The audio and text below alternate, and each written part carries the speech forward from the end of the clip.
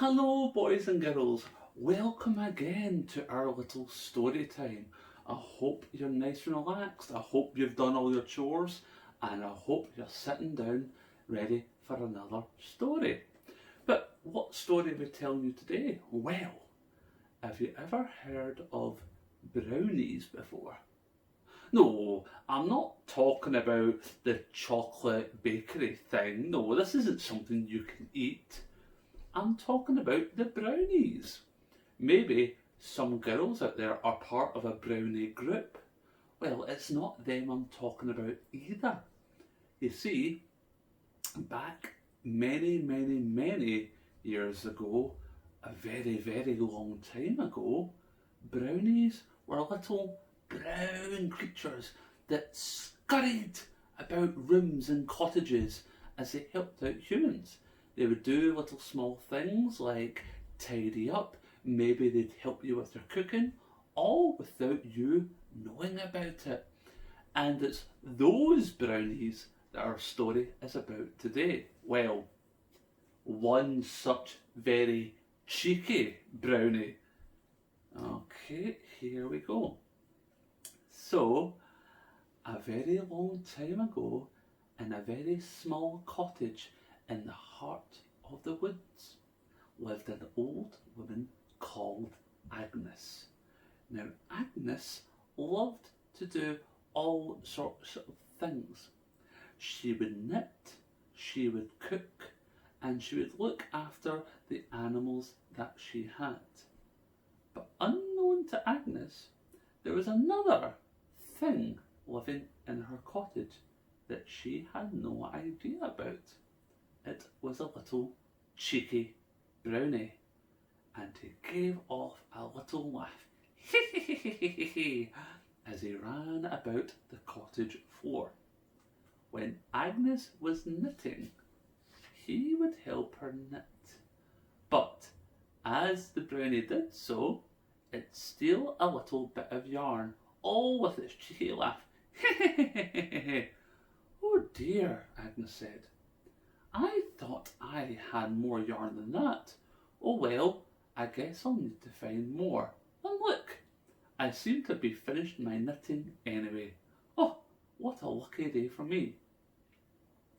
Over she'd go to her pots and pans as she started to cook, maybe making some tasty warm bread. And the little brownie would scurry out the kitchen floor with his usual laugh.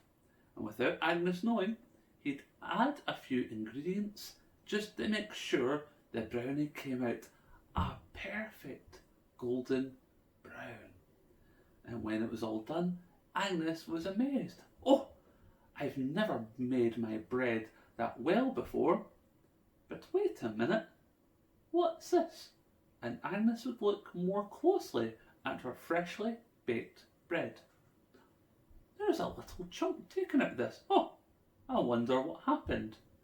And in the distance, if you listened very carefully, you would hear a muffled, mouth-filled bread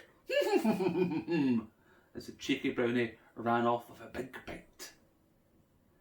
Then it was time for Agnes to feed the animals. She would go about feeding the chickens, the cows, and the pigs who lived all along her cottage. And the cheeky brownie would come out and he would help her do so because the brownie could talk to the animals, and he knew just how well loved Agnes was. He knew how much the cows really liked seeing her every single day. He knew how much chickens loved to pick some food out of her hands. And he knew just how much the pigs loved Agnes's belly rub whenever they rolled onto their backs, no matter how muddy they were. And that's the only time that the brownie didn't give a cheeky little laugh. There was no prank for him to pull this time. There was no cheeky thing that he could do to get attention.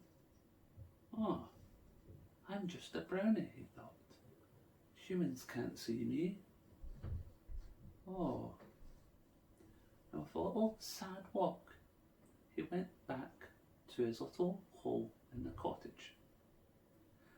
At night, when Agnes and the animals were all fast asleep, this brownie had an idea. He can't be seen by humans. That's the number one rule for any brownie. He knew this.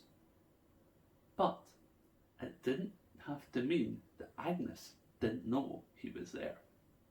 So, with the little ball of yarn he stole, and with his amazing knitting skills, the brownie knitted something and left it in the morning for Agnes to find.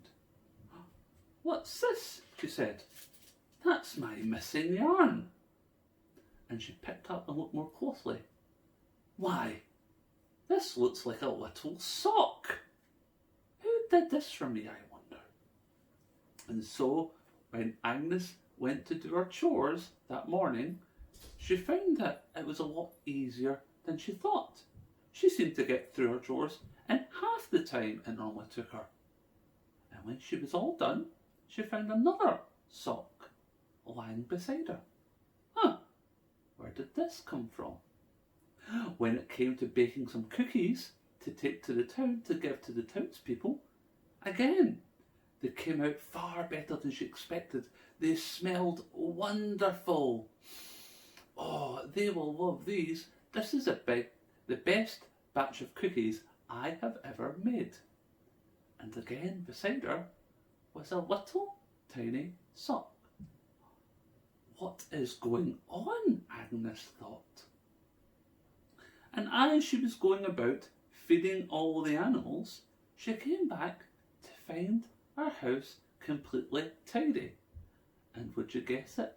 Lying on the floor, another tiny sock. Agnes decided that enough was enough. This was no coincidence. She picked up the socks and she kicked them all.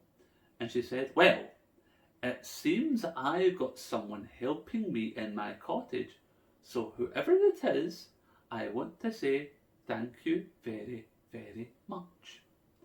And so Agnes did something in kind.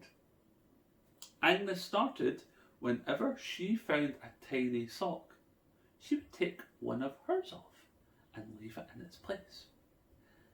And when the cheeky brownie came away, he would come up, pick up the sock and scurry away and take it to his home. His collection of socks that Agnes was leaving him became his most favourite possession, because every time Agnes left him a sock, he knew he was loved and that he was respected. And more importantly, it meant that Agnes knew he existed. And I suppose that meant she wouldn't mind if he would happen to take a bite of her bread or steal a bit of her yarn. And so, boys and girls, that is the story of the cheeky brownie. I hope you all enjoyed yourselves, and maybe I'll see you again soon for another one. Until then, bye-byes!